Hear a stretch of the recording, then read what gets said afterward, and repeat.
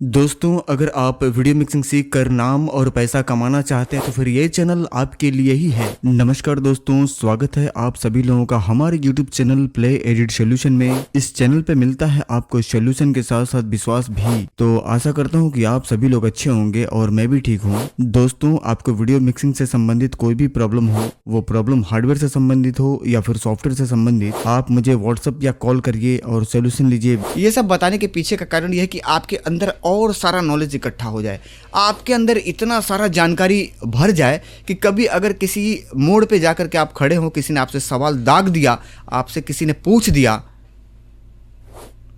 आप हिचकिचाए ना, आपको डर ना लगे सामने वाले से, आपको ये महसूस ना हो कि भाई कोई ऐसा सवाल ना कर दे कि मैं उसका जवाब ना दे पाऊँ।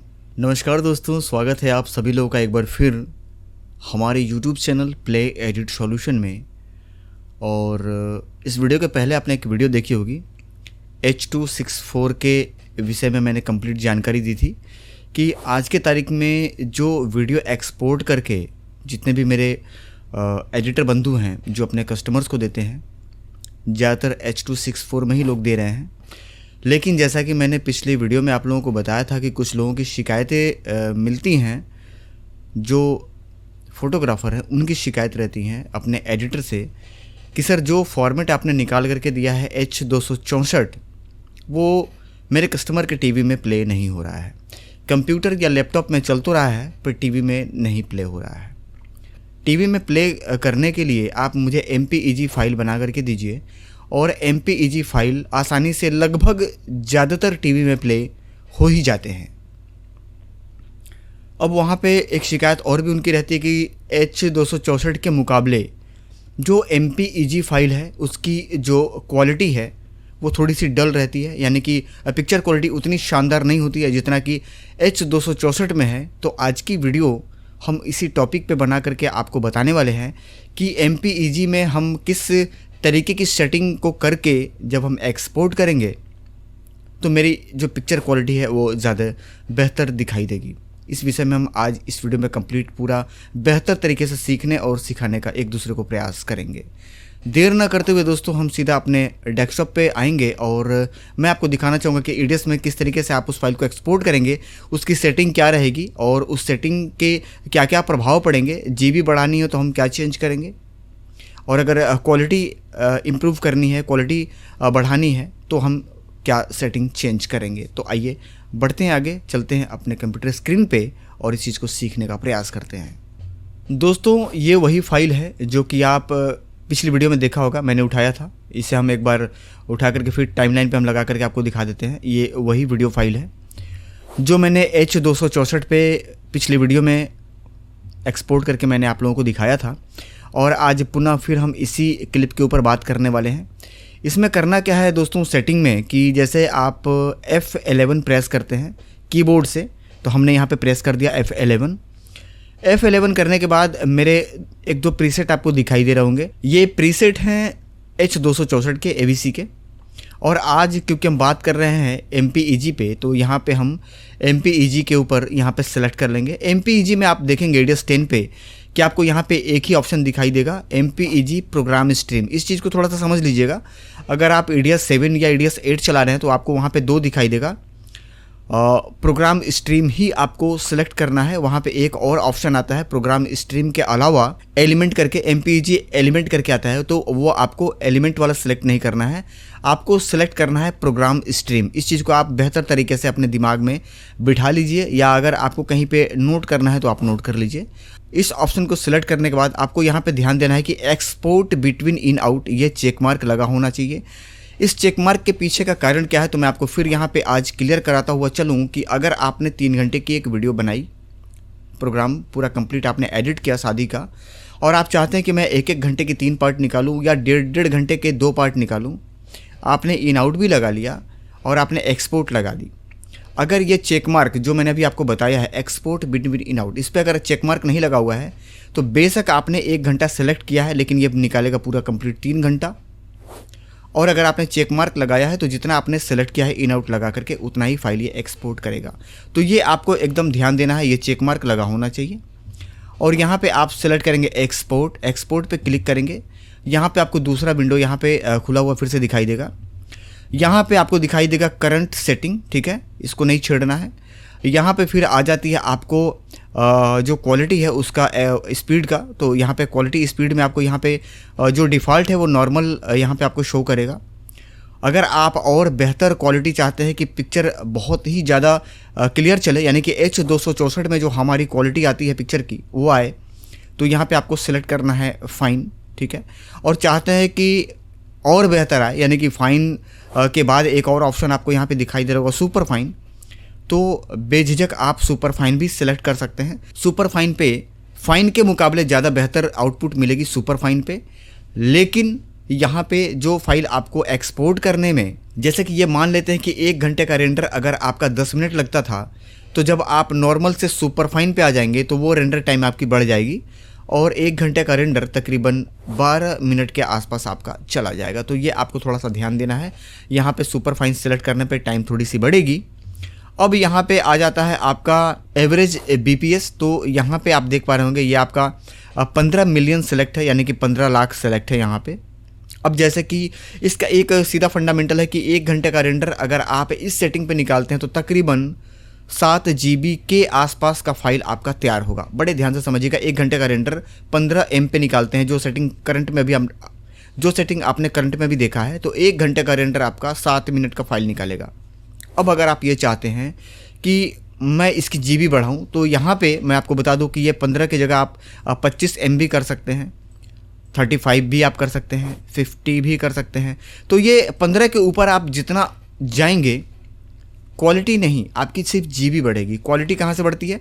क्वालिटी बढ़ती है यहाँ से, ये जो आपका नॉर्मल है, दूसरा फाइन है, तीसरा सुपर फाइन है। यहाँ पे एक ऑप्शन आपको और दिखाई दे रहा होगा हाई स्पीड, क्योंकि इस वीडियो में हम कंप्लीट बताने के लिए आपको आए हैं। तो यहाँ हाई स्पीड पे हम आपको बता दें कि अगर आपने हाई स्पीड सेलेक्ट कर दिया है तो पिक्चर की क्वालिटी गिर जाएगी, रेंडर आपका बहुत फास्ट होगा। एक्सपोर्ट तो आपकी जल्दी हो जाएगी जो वीडियो आपने लगाया है रेंडर पे, लेकिन पिक्चर की क्वालिटी आपकी बहुत ही ख़राब हो जाएगी। मतलब कि एकदम जैसे होता है ना SD के मुकाबले हो जाएगा वो, HD नहीं, S फॉर सूरज, ठीक है, ये ध्यान दीजिएगा। तो यहाँ पे पिक्चर क्वालिटी आपकी बहुत ही डल हो जाएगी, बहुत ही नॉर्मल हो जाएगी। तो आपको अगर बेहतर क्वालिटी चाहिए MPEG पे तो आप सुपर फाइन सेलेक्ट करें, और अगर आपको GB बढ़ानी है तो यहाँ पे आप 15 M की जगह 25 M या 35 M सेलेक्ट कर सकते हैं। अब आप कहेंगे सर यहाँ पे GB बढ़ाना कौन चाहता है, हम लोग तो ये चाहते हैं कि सर बहुत ही कम GB में फ़ाइल निकल जाए। बिल्कुल हम भी ऐसा ही चाहते हैं, क्योंकि उसमें फ़ायदा ये होता है कि कॉपी करने में, जो पेन ड्राइव में जब आप डेटा कॉपी कर रहे होते हैं कस्टमर का 25 GB 27 GB, तो वहाँ पे आपको जो है वो थोड़ा सा समय की बचत हो जाती है, ज़्यादा जल्दी डाटा ट्रांसफ़र हो जाता है। यहाँ पे कुछ कस्टमर आपको ऐसे भी मिलते होंगे जो कहते हैं कि सर मैं अपने कस्टमर को थोड़ा सा पैसा ज़्यादा चार्ज करता हूँ और मैं 64 GB का पेन ड्राइव देता हूँ। बेशक मेरी जो प्रोग्राम है वो 3 घंटे की है, लेकिन आप उसको इस तरीके से एक्सपोर्ट करिए, यानी कि रेंडर करिए कि वो 64 GB का पेन ड्राइव फुल हो जाए। लगभग मान के चलिए कि 52 GB 55 GB के आसपास फाइल आ जाए। तो 55 GB फाइल लेके जाने के लिए यहाँ पे जो आपको एवरेज है ये 15 मिलियन से ऊपर लेकर के जाना होगा। यही इसका एक बेनिफिट है, और इसी के लिए इसको जो एडिटर हैं वो यूज़ करते हैं, यानी कि GB बढ़ाने के लिए, ताकि 64 GB की प्रोग्राम फुल हो जाए। अब आप ये कहेंगे कि सर इसका एवरेज हम कैसे पता करेंगे, क्योंकि मैंने एक बार एक्सपोर्ट कर दी, फिर हमने पेन ड्राइव में डाला, और आप भी जानते हैं कि अगर 1 MB भी अधिक हो गई पेन ड्राइव की साइज़ से, वीडियो की साइज़, तो वो उसके अंदर डाटा ट्रांसफ़र नहीं होगा। तो इसका दूसरा रास्ता क्या है, किस तरीके से हम एक्सपोर्ट करेंगे, या किस तरीके से हम ये अनुमान लगा पाएंगे कि डाटा को कॉपी करने से पहले हमको पता लग जाए कि वो डाटा कितने GB में निकलेगा। अगर ये कन्फ्यूज़न रहती है, देखिए जो मंजे हुए कलाकार हैं उनके लिए कोई दिक्कत नहीं है, दिक्कत उन्हीं के लिए है जो नए बंदे हैं या फिर अपने काम को सीरियस लेकर के नहीं करते हैं, उनको ही ये प्रॉब्लम आती है। अगर आपको ये प्रॉब्लम आती है, आप कमेंट करिए मेरे वीडियो के नीचे, और मुझे लगेगा कि हाँ ज़्यादातर लोगों की ये प्रॉब्लम है, तो मैं कंप्लीट इसका वीडियो बना करके इसकी गणित समझा दूंगा कि आप 1 घंटे की फ़ाइल कितने मिलियन पे आप सेलेक्ट करके निकालेंगे, तो वो कितने जीबी की फाइल बनेगी। एक्यूरेट जानकारी मैं आपको निकाल करके दे दूंगा और इसका फंडामेंटल भी मैं आपको बता दूंगा कि किस तरीके से आप जान पाएंगे कि हम 2 घंटे का फाइल अगर हम निकालते हैं तो 32 जीबी कितने में फुल होगा, अगर 3 घंटे का निकालते हैं तो 32 जीबी कितने में फुल होगा, अगर हम 4 घंटे का एक्सपोर्ट करते हैं तो 32 जीबी कितने में फुल होगा, और अगर हमारा जो कंप्लीट शादी है 2.25 घंटे का है तो हमारा 32 जीबी का पेन ड्राइव कितने में फुल होगा। क्योंकि फुल पेन ड्राइव, भरी हुई पेन ड्राइव जब कस्टमर देखते हैं तो उनको बड़ा तसल्ली मिलता है, बड़ा आनंद आता है उनको भी और उनके कस्टमर को भी। तो ये भी प्रॉब्लम आपने फेस किया होगा, क्योंकि मैं तकरीबन पिछले 20 साल से इस लाइन में जुड़ा हुआ हूँ, तो मैंने बड़े उतार चढ़ाव और बहुत सारे प्रॉब्लम मैंने इस लाइन में फेस किए हैं और सबका कुछ ना कुछ मैंने सॉल्यूशन निकाल रखा हुआ है। तो ये अगर प्रॉब्लम है आपकी तो बताइएगा, मैं इसका कंप्लीट गणित बता दूंगा कि आप कैसे जान पाएंगे कि कितने मिलियन पे हम एक्सपोर्ट करेंगे 1 घंटे का तो कितने जीबी का फाइल बनेगा। तो मैं इसका एक कंप्लीट गणित बना करके, एक वीडियो बना करके आप लोगों को मैं दे दूंगा, आप लोगों की मदद कर दूंगा। इसके बाद आपको यहाँ पे एक चीज़ और दिखाई दे रहा होगा दोस्तों कि CBR और VBR। तो अगर आप VBR पे निकालेंगे तो भी कोई दिक्कत नहीं है, और अगर आप CBR पे निकालते हैं तो भी कोई दिक्कत नहीं है। लेकिन यहाँ पे बहुत सारे लोगों के मन में ये कन्फ्यूज़न चल रहा होता है लगातार कि ये CBR क्या है, VBR क्या है, सर आज तक किसी ने बताया नहीं, इसका क्या फ़ायदा है या क्या नुकसान है, आखिर कंपनी ने VBR क्यों दिया है, आखिर VBR के पीछे का रीज़न क्या है, बिना कारण तो कंपनी देगी नहीं। और मैंने 1-2 वीडियो देखे भी हैं लोगों के, लेकिन मुझे समझ में नहीं आया, वो लोग या तो समझा नहीं पाए या फिर उनके समझाए हुए जो चीज़ें हैं वो मेरे दिमाग में बैठी नहीं, तो मैं उस चीज़ को बेहतर तरीके से समझ नहीं पाया कि CBR और VBR में डिफरेंस क्या है। यहाँ पे एक चीज़ और देख पा रहे होंगे, जो ये चेक मार्क लगा हुआ है वीडियो सेटिंग का, तो इस पर कभी भी आपको कोई छेड़छाड़ नहीं करनी है। प्लस ये तो टोटल सेटिंग आप वीडियो का देख लिए, ये वीडियो का है, और इधर ऑडियो का है, तो ऑडियो में भी आपको कोई छेड़छाड़ करने की ज़रूरत नहीं है। क्योंकि कई बार ऑडियो की क्वालिटी अगर आप छेड़ देते हैं तो कई बार जिस डिवाइस पे आप उसको प्ले कर रहे हैं टीवी पे, तो टीवी का भी एक परफेक्ट हिसाब होता है कि कितने किलोबाइट का ऑडियो वो प्ले कर पाएगा। अगर उसको मिलती है तो उससे ऊपर या नीचे का ऑडियो मिलता है तो वो प्ले नहीं कर पाता है। क्योंकि वीडियो और ऑडियो का कॉम्बिनेशन, ये इसके ऊपर अगर हम बात करने लग जाएं तो कई सारे एपिसोड बनाने पड़ेंगे, तब जा कर के समझ में आएगा कि इसका पूरा कंप्लीट फंडामेंटल क्या है। और वैसे क्योंकि ये इसके ऊपर एक मैं कोशिश करूंगा कि मैं बहुत बेहतर तरीके से इसको 2-3 पार्ट में मैं आपको समझाने की कोशिश करूं, और आप यकीन मानिए इसकी पूरी जानकारी जिस दिन आपको मिलेगी ना, आपके दिमाग के ढक्कन खुल जाएंगे कि सर इतनी जानकारी और इतने सारे इसमें कन्फ्यूज़न हमने तो कभी जाना ही नहीं, किसी ने बताया नहीं, किसी के थ्रू कभी जानकारी मिली भी नहीं, और आप पहले ऐसे शख्स हैं जो इस चीज़ को बता रहे हैं। तो मैं कंप्लीट एक वीडियो के फॉर्मेट के ऊपर जानकारी दूंगा। जैसे कि मैं आपको बताऊं कि आपने सुना होगा कि NTSC और पाल, इंडिया में पाल पे वीडियो शूट होती है और NTSC फॉरेन कंट्री में चलती है, उसके भी फ्रीक्वेंसीज होते हैं। यानी कि वहाँ के जो गवर्नमेंट्स होती हैं वो तय करते हैं कि आपके कंट्री में जो वीडियो फॉर्मेट होगी, वो वीडियो फॉर्मेट यानी कि वीडियो का जो जैसे होता है ना एक पाल और NTSC, तो वहाँ की गवर्नमेंट तय करती है कि NTSC पे यहाँ पे वीडियो आप बना करके निकालेंगे, कैमरा या जो कंपनी बना करके निकालेगी वो NTSC होगी या फिर पाल। अब यहाँ पे आप थोड़ा सा मेरे बात पे गौर करिएगा। ये बहुत, देखिए ये सब बताने के पीछे का कारण जानते हैं क्या है? ये सब बताने के पीछे का कारण ये है कि आपके अंदर और सारा नॉलेज इकट्ठा हो जाए, आपके अंदर इतना सारा जानकारी भर जाए कि कभी अगर किसी मोड़ पे जाकर के आप खड़े हो, किसी ने आपसे सवाल दाग दिया, आपसे किसी ने पूछ दिया, आप हिचकिचाए ना, आपको डर ना लगे सामने वाले से, आपको ये महसूस ना हो कि भाई कोई ऐसा सवाल ना कर दे कि मैं उसका जवाब ना दे पाऊँ। तो ये जानकारी मैं आप लोगों को इसलिए देता हूँ। तो वहाँ की जो गवर्नमेंट होती है वो तय करती है कि आप इंडिया में जो कैमरा बनाएंगे वो पाल पे बनाएंगे या फिर NTSC। अब आप में से बहुत ऐसे मेरे बंधु होंगे जिनके पास गांव देहात में या शहर में जिनके पास विदेशी कैमरा होगा, बाहर किसी दोस्त ने गया होगा कमाने के लिए, तो वहाँ पे वो वीडियो कैमरा वहाँ से लेकर के आए होंगे, या फिर स्टिल कैमरा लेकर के आएंगे वीडियो में, ठीक, या मोबाइल। तो आपने देखा होगा, मोबाइल की बात नहीं कर रहे हम यहाँ पे, फिर हम आपको फिर वापस कैमरे पे लेकर के आ रहे हैं। कैमरे पे आप देखेंगे नीचे लिखा रहेगा पाल, तो पाल इंडिया में बाहर का जो आता है, तो आप नीचे देखेंगे लिखा हुआ रहता है NTSC। वहाँ की गवर्नमेंट ये तय करती है कि आप NTSC पे ही कैमरा बना करके निकालेंगे, और वहाँ की जितनी भी टीवी होती है वो सारा NTSC फाइल को प्ले करता है। तो इसके ऊपर एक कंप्लीट में वीडियो बना करके NTSC प्लस पाल और वहाँ के जो फ्रीक्वेंसी होती है वीडियो प्ले करने का, वीडियो फाइल प्ले करने का, इसके ऊपर भी हम आपको जानकारी देंगे। यहाँ पे हम संक्षिप्त में आपको बता दें तो आप सुनकर के दंग रह जाएंगे कि अगर आपके पास VHS की कैसेट है, VHS, अब बहुत सारे लोग कहेंगे सर ये कौन सी बीमारी का नाम आपने बता दिया VHS, जो नए लोग हैं उनको नहीं पता है। VHS मतलब VCR वाली कैसेट, जो बड़ी वाली कैसेट आती थी ना पहले, VCR, VCP, VCR चलती थी, उसकी कैसेट आती थी। अगर विदेश की कैसेट आ गई NTSC वाली और विदेश की फ्रिक्वेंसी पे अगर उस पर कोई फिल्म रिकॉर्ड है, बड़े गौर से समझिएगा, आपके इंडिया के VCR में वो अगर आप लगा देते हैं तो किसी भी तरीके से अगर आपने हो सके कि ऑडियो आ भी गई ना, वीडियो नहीं दिखेगा आपको। वीडियो किस तरीके से चलेगा, पूरा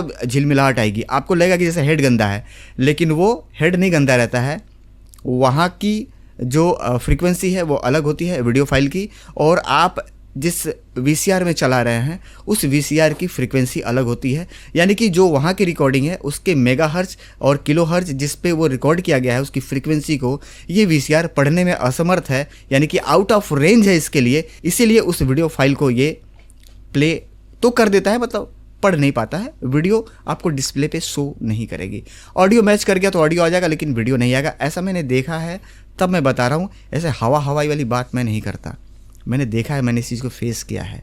और मैं क्योंकि काफ़ी रिसर्च करते रहता हूँ इन सब चीज़ों के ऊपर, तो मैंने पूरी कंप्लीट जानकारी निकाली थी। अब देखिए यहाँ पे एक चीज़ और मैं आपको बताऊँ, जैसे कि यहाँ पे मैं आपको उदाहरण के तौर पे ये एक गोल सा ढक्कन दिखा रहा हूँ जो कि मेरे कैमरे का है, और इस ढक्कन को आप ये मान लीजिए थोड़ी देर के लिए कि ये एक CD कैसेट है, यानी कि DVD कैसेट है।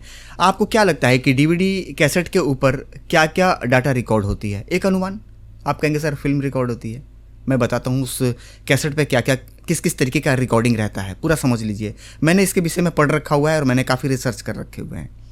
सबसे पहले वीडियो जो आप रिकॉर्ड, जो कंपनी आपको रिकॉर्ड करके दे रही है, वीडियो जो रहता है वो तो रहता ही रहता है, उसके साथ वीडियो की फ्रीक्वेंसी प्लस ऑडियो, और ऑडियो का जो फ्रीक्वेंसी है इंडिया का वो इस पर रिकॉर्ड रहता है, प्लस इस पे डेट और टाइम जो रिकॉर्ड किया जा रहा है, डेट और टाइम वो भी इस पे रिकॉर्ड रहता है, बेशक आपको डिस्प्ले पे ना दिखाई दे। साथ ही साथ पूरा टाइम कोड, यानी कि जैसे आप 2.5 घंटे की कैसेट प्ले कर रहे हैं तो 01 से जब वो टाइम स्टार्ट होगी तो 2.5 घंटे यानी कि 2 घंटे 30 मिनट तक का पूरा ऑडियो का टाइम पूरे कैसेट पे रिकॉर्ड रहता है। ठीक है, साथ ही साथ ऑडियो में इसमें कई सारी रिकॉर्डिंग रहती है ऑडियो के ऊपर, जैसे कि ऑडियो लेफ्ट और ऑडियो राइट, 2 चैनल होते हैं ना। एक हेडफोन लगा के आप सुनेंगे तो आपको दोनों में अलग अलग साउंड सुनाई देता है, तो लेफ्ट प्लस राइट ये 2 रिकॉर्डिंग इस पे रहती है ऑडियो की, और उसके साथ साथ एक और रिकॉर्डिंग चलती है साथ ही साथ मोनो रिकॉर्डिंग। वो जो लेफ्ट राइट आप सुन रहे हैं वो स्टीरियो रिकॉर्डिंग होती है, और उसके साथ एक और रिकॉर्डिंग चल रही होती है पैरेलल में, मोनो रिकॉर्डिंग, ताकि आप जब चाहें तो उसको आप रिमोट से मोनो में सिलेक्ट कर सकते हैं, और जब चाहें तब आप उसको लेफ़्ट राइट भी सुन सकते हैं, और जब आप चाहें तो रिमोट से आप लेफ़्ट राइट दोनों ख़त्म भी कर सकते हैं। ऐसा आपने देखा हो, जो टेक्निकल लोग हैं वो मेरी इस बात को समझ रहे होंगे। ठीक है, तो ये सारे इस पर टाइम कोड प्लस आपका वीडियो का डाटा प्लस ऑडियो का डाटा प्लस आपका जो टाइमिंग है वो इस पर पूरा कंप्लीट रिकॉर्डिंग रहता है। अब आप में से बहुत सारे लोग ये सोच रहे होंगे सर फिर बेवकूफ़ बनाना आप चालू कर दिए। नहीं भाई साहब, मैं फिर यहाँ पे साबित कर देता हूँ। देखिए, DVD प्लेयर या CD प्लेयर में एक ऑप्शन आता था, आपने देखा होगा कि लाइट कट जाती थी। मैं आज से आपको लगभग 5-6 साल 7 साल 8 साल पीछे लेकर के चल रहा हूँ। आपने देखा होगा लाइट कट जाती थी तो उसमें एक बटन आता था रिज्यूम। जब कंपनियों ने बाद में DVD प्लेयर या CD प्लेयर बनाना चालू किया, जो सबसे पहले इंपोर्ट हुई थी इंडिया में, तो इंडिया में तो पहले बनती नहीं थी, वो बाहर से इंपोर्ट करके लोग बेचते थे, बगैर लाइसेंस के बेचते थे, उसका कोई कागज़ पत्र तो होता नहीं था, तो वो लोग बाईपास करके बेचते थे। तो उस समय नहीं, जब ये डेवलप हो गई मार्केट, तो क्योंकि हमेशा मार्केट अपडेट होते रहती है, हमेशा कुछ ना कुछ कंपनी खोज रही होती है, इंजीनियर्स हमेशा लगे रहते हैं, तो उसमें उन्होंने एक ऑप्शन निकाला कि जैसे VCR में क्या था कि आप फॉरवर्ड करके वहाँ तक चले जाते थे, लेकिन CD प्लेयर में ऐसा व्यवस्था नहीं था। CD में फॉरवर्ड करने में बहुत टाइम लगता था, वो बहुत स्लो होता था। तो पहले 1x फॉरवर्ड आया, फिर जब कुछ कंपनियों ने उसमें अपग्रेड करी तो 2x फॉरवर्ड आया, 2x 3x 4x तक फॉरवर्ड आ गया था। आप में से बहुत सारे लोग जिनके पास DVD प्लेयर या CD प्लेयर होगी वो मेरी बात में कितनी सच्चाई है या बेहतर तरीके से जानते होंगे। और अगर आपको लगता है कि नहीं सर आप मिसगाइड भी करते हैं, आप कमेंट करके बता सकते हैं। लेकिन अगर मेरी बात में आपको सच्चाई दिखी या आपको लगता है कि नहीं मैं सही बता रहा हूँ, या अगर आपने उस चीज़ को महसूस किया है, तो भी आप कमेंट करके बताइए कि नहीं सर मैंने उस चीज़ को समझा हुआ है और बिल्कुल आप सही बात बता रहे हैं। सबसे पहले जब ऑप्शन अपग्रेड हुई तो जो फॉरवर्ड का सिस्टम है वो 1x से हटा करके 2x 3x 4x तक आ गया था, ताकि आप जल्दी आप फॉरवर्ड करके और उस सीन पे पहुंच सके जहां तक आपका वो लाइट कटने पे, जहां तक आपने या आपके घर के परिवार के लोग जो आप चाहे शादी की कैसेट हो या फिल्म हो देख रहे हैं तो वहां तक फटाफट पहुंच जाएं। लेकिन उसके बाद जब फिर से अपग्रेड हुई, कुछ और नए चिपसेट वगैरह बने, मार्केट और अपडेट हुई, तो कुछ कंपनी लेकर के आई रिज्यूम सिस्टम। अब आप कहेंगे सर ये कौन सा नया भूत आप बता रहे हैं। रिज्यूम सिस्टम क्या था कि अगर आपकी जहाँ से लाइट कट गई, ठीक है, लाइट कट गई, लाइट आई, आपने फिर से लाइट दी, आपके टीवी में या आपके सीडी प्लेयर में लाइट आ गई, तो उसमें भी दो चीज़ आए थे। सबसे पहली चीज़ मैं बताता हूँ, मान लीजिए ये सीडी का आपका रिमोट है, उसमें एक बटन आती थी रिज्यूम बटन आप जैसे ही प्रेस करेंगे, प्रेस करने के साथ ही जहाँ तक वो जा करके आपका लाइट कटा था ऑटोमेटिक तुरंत जा करके वहाँ से प्ले हो जाता था। सही है। अब आप ये बताइए, अगर डेट और टाइम आपके सीडी कैसेट पे रिकॉर्ड नहीं होती है तो सीडी जान कैसे जाता है कि 1 घंटा 45 मिनट 6 नैनो सेकेंड पे लाइट कटी थी? जवाब है आपके पास? नहीं है, क्योंकि ये सच्चाई है जो मैं आपको बता रहा हूँ। पूरा डेटा उसमें रिज्यूम सिस्टम के लिए एक आईसी लगती थी, छोटी सी 8 पिन की, 4 पिन इधर 4 पिन इधर रहती थी, और जैसे ही लाइट कटती थी तो उसमें लाइट कटने के साथ डेटा नहीं सेव होता था ना। ऐसा नहीं कि लाइट कट गई तो डेटा, अरे भैया लाइट ही कट गई तो डेटा कहाँ से सेव होगा मेरे भाई। करंट जैसे चलते जा रहा है ना, वो डेटा तुरंत वो रिस्टोर अपने अंदर सेव करते जाता था, टाइम सेव करते जाएगा, उधर प्ले हो रही है, उधर से डाटा सेव होते रहता था। और जहाँ से लाइट कटी, क्योंकि डेटा ऑलरेडी सेव हो रहा है और उसके अंदर एक मेमोरी होती थी, तो जैसे ही लाइट आई, आपने करंट दिया, टीवी और आपकी डीवीडी चालू हुई, आपने रिज्यूम बटन प्रेस किया, और क्योंकि वो टाइम वहाँ पर सेट रहता था उस मेमोरी कार्ड के अंदर, यानी कि उस मेमोरी के अंदर 8 पिन की, तुरंत जा करके वहाँ पे और उसी सीन से आपका चालू हो जाता था। सही है। अब यहाँ पे ये साबित हो गया ना कि उसमें ऑडियो वीडियो प्लस डेट और टाइम, ये पूरा कंप्लीट रिकॉर्डिंग रहता है। इसके साथ साथ भी उसमें बहुत सारे रिकॉर्डिंग रहते हैं, अगर मैं आपको बताने लग जाऊंगा तो आप दंग रह जाएंगे। उसमें कई सारे सिग्नल रिकॉर्ड किए जाते हैं और रिकॉर्डेड रहते हैं। अगर आपको इसके विषय में विस्तार से पढ़ना है या विस्तार से इस टेक्निकल दुनिया को जानना है, आप बताइएगा, मैं इसके ऊपर कंप्लीट जानकारी दूंगा। लेकिन हो सकता है कि बहुत सारे लोगों को ये सारी वीडियोस बोरिंग लगती हो, सर ये क्या बताने लग जाते हैं, लेकिन बहुत सारे लोगों को बहुत इंटरेस्टिंग लगता है सुनकर के, अरे नई जानकारी, सोचा भी नहीं था, हम तो ये जानते थे सर सिर्फ वीडियो और ऑडियो रहती है। जी नहीं, उसके साथ बहुत सारे डेटा, बहुत सारे प्रोग्राम उसके ऊपर स्टोर रहते हैं। मार्केट अपडेट होने के बाद फिर कुछ ऐसा डीवीडी प्लेयर या सीडी प्लेयर भी मार्केट में आ गया कि लाइट अगर कट गई कोई दिक्कत नहीं, लाइट आई, जैसे ही लाइट आप चालू करेंगे ऑटोमेटिक वहीं से जाकर के प्ले होगा, आपको रिज्यूम दबाना भी नहीं है। हाँ, वो अलग बात है कि अगर आपको वहाँ से देखना है तो फिर आप वहाँ पर जा करके और लगा करके देख लेंगे। इसके साथ साथ मैं आपको और जानकारी दे दूँ कि उसके अंदर क्या क्या डेटा सेव रहता था। ये क्यों बता रहा हूँ? ताकि आपके नॉलेज बढ़े। जैसे कि उसमें एक आता था PBC, आप रिमोट पे देखेंगे लिखा रहता था PBC क्या था? Playback control. जैसे कि अगर आप, जैसे मान लीजिए एक फिल्म देख रहे हैं, कोई भी फिल्म मान के चलिए, दिलवाले दुल्हनिया ले जाएंगे की हम बात कर लेते हैं, वो फिल्म अगर आप देख रहे हैं तो दिलवाले दुल्हनिया ले जाएंगे में 7 गाने हैं। PBC अगर आप बटन दबाते हैं, प्लेबैक कंट्रोल, तो पूरी डायलॉग छोड़ करके, यानी कि मार धाड़ एक्शन की जितने भी चीज़ें उसको छोड़ करके सिर्फ गाने वो प्ले करके आपको दिखाता था। और ऐसा भी आपने बहुत सारे लोगों ने देखा होगा जो उस ज़माने में जिए हैं, तो ये भी डेटा उसमें सेव रहता था। PBC का प्लेबैक कंट्रोल, सिर्फ गाना ही प्ले करके दिखाएगा, डायलॉग सारा हटाएगा। सही है। अगर आप में से किसी के साथ ऐसा हुआ है तो बताइएगा ज़रूर। उसके बाद फिर उसमें और डेटा आता है, जैसे कि एक मीनू का ऑप्शन आता है। मीनू, जैसे अब कहेंगे सर ये कौन सा भूत है, DVD प्लेयर में आता है। जैसे 4 फिल्में हैं तो आप मीनू बटन दबाएंगे, 4 फिल्म सामने आ गई, आप जिस पे जाना चाहें उस पे रिमोट के स्क्रॉल बटन से सेलेक्ट करेंगे, वहाँ पे जाएंगे, उसको प्ले करेंगे तो वही फिल्म प्ले होगी। उस पूरी DVD में 6 अगर पिक्चर है तो एक पिक्चर जिसको आपको देखना है वही प्ले होगी। मतलब DVD प्लेयर को ये पता लग जाएगा कि ये फिल्म कहाँ पे रिकॉर्ड किया गया है, उस पूरे चक्के में कहाँ पे रिकॉर्ड है। तो कहने का मेरा मतलब है कि सिर्फ ऑडियो वीडियो ही नहीं, बहुत सारी इन्फॉर्मेशन उस जो DVD प्लेयर के जो चक्के होते हैं या CD प्लेयर का चक्का होता था, उस पर बहुत सारे इन्फॉर्मेशन रिकॉर्ड रहते थे। अब आप कहेंगे कि सर इतना सारा कुछ रिकॉर्ड है तो हम तो आज तक जानते ही नहीं, किसी ने बताया नहीं, हमने कहीं पढ़ा ही नहीं। देखिए, आप जितना ही ज़्यादा ज्ञान अपने अंदर भरेंगे, इकट्ठा करेंगे, उतना ही आप आगे बढ़ेंगे। मतलब इससे है ही नहीं है। हम आपको बार बार बताते हैं कि आपका रोजी रोटी चल गया, आपका दुकान चल गया, इससे मतलब मत रखिए, सीखने से मतलब रखिए। ऐसा भी तो हो सकता है कि आपसे बहुत बड़ा आदमी, आपसे बहुत पहुंचा हुआ आदमी आपको अपने सामने मिल जाए, आपसे कोई सवाल दाग दे, आप जानेंगे नहीं, तो जवाब क्या देंगे? जैसे मैं आपसे एक सवाल कर रहा हूँ, आप में से कितने सारे लोग इस जवाब को जानते हैं मुझे बताइए। जैसे मैं अगर आपसे पूछ दूँ कि नट कितने प्रकार के होते हैं, अब आप कहेंगे सर ये कौन सा सवाल हुआ, नट के कितने प्रकार है, कोई उसका लिमिट है? तमाम सारे प्रकार के नट होते हैं, मतलब सैकड़ों प्रकार के नट होते हैं? जी नहीं, नट सिर्फ 2 प्रकार के होते हैं। टाइप, जिसको टाइप कहा जाता है, प्रकार, सिर्फ 2 ही प्रकार के होते हैं। अब आप में से बहुत सारे लोग ये जानने के लिए उत्सुक होंगे कि सर जल्दी बताइए 2 प्रकार के नट कैसे होते हैं। मैं आपको बता दूं, मैंने पढ़ रखा है तब बता रहा हूँ, हवाबाजी वाली बात नहीं। आप गूगल पे सर्च कर लीजिएगा, अगर मेरी बात मिथ्या साबित हो जाए डायरेक्ट मेरे नंबर पे कॉल लगा लीजिएगा और कहिएगा सर आप गलत गाइड करते हैं बच्चों को, या वीडियो के नीचे कमेंट कर दीजिएगा, पूरी आज़ादी है। 2 तरीके के नट होते हैं, एक होता है गैस चूड़ी और दूसरा होता है सॉकेट चूड़ी। अब आप कहेंगे ये कौन सा नया बीमारी सर, गैस चूड़ी और सॉकेट चूड़ी, ये क्या बीमारी है? मैं आपको बता देता हूँ। जिस पेच में बहुत ज़्यादा चूड़ियाँ नज़दीक होती हैं, जैसे कि जो कंप्यूटर में लगता है, एक तरीके का ये मान के चलिए कि जो कंप्यूटर पे लगता है उसमें आप देखेंगे उसमें चूड़ियाँ बहुत बारीक कटी हुई होती हैं, तो वो जो है वो गैस चूड़ी है, यानी कि उसकी चूड़ी बहुत नज़दीक रहेगी। और एक होता है जो लकड़ी पे कसी जाती है, उसकी चूड़ियाँ बहुत बड़ी बड़ी होती हैं, उसको आप 4 से 5 बार घुमाएंगे वो लकड़ी के अंदर घुस जाएगा। लेकिन जो कंप्यूटर का पेच है उसको कम से कम 15 राउंड आप घुमाएंगे तब जाके वो टाइट होगा। यानी कि जो लोहे पे चढ़ने वाला है, समझिएगा, जो लोहे पे चढ़ने वाला है, जो लोहे का पेच कसा जाएगा वो गैस चूड़ी होती है। कौन चूड़ी?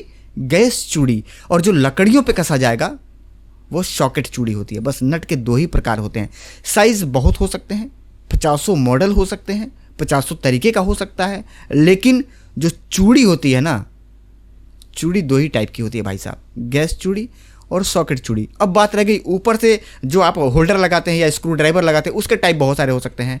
एल्की हो सकते हैं, ठीक है, या 4 मुंह वाला हो सकता है जिसको प्लस पेचकस बोला जाता है, या माइनस वाला भी हो सकता है, या इसके और भी टाइप आते हैं जिसमें 5 मतलब स्टार टाइप का बना होता है, 5 खाना का बना होता है। आप देखेंगे फिलिप्स वगैरह का सेट आप खोलेंगे, फिलिप्स कंपनी का, तो उसमें 5 तरीके का मतलब 5 घाट बना होता है। एल्की भी उसमें नहीं लगती, उसका एक अलग ही उसका सेट आता है, उसका अलग ही एल्की आता है। वो फिलिप्स का सेट है तो फिलिप्स के सर्विस सेंटर में ही खुलेगा, उनका एक अलग की होता है, वो एल्की की तरह आता है लेकिन उसका अलग की होता है, वो नॉर्मल की से नहीं खुलेगा। तो कहने का मेरा मतलब ये है ना कि देखिए इससे कुछ लेना देना नहीं है इस काम का, लेकिन जानकारी, आदमी कोई भी आपसे कुछ भी पूछ सकता है। एक से एक सुपरस्टार पड़े हैं भाई साहब दुनिया में। अब जैसे मेरे पास फ़ोन करने वाले लोग हैं, ऐसा नहीं कि सभी लोग मेरे से कम बुद्धि वाले हैं जो मेरे पास फ़ोन करते हैं, ऐसा सोचना बिल्कुल गलत है। मेरे से बहुत बुद्धिजीवी लोग पड़े हैं भाई साहब, जो मेरे से सवाल कर देते हैं या पूछते हैं।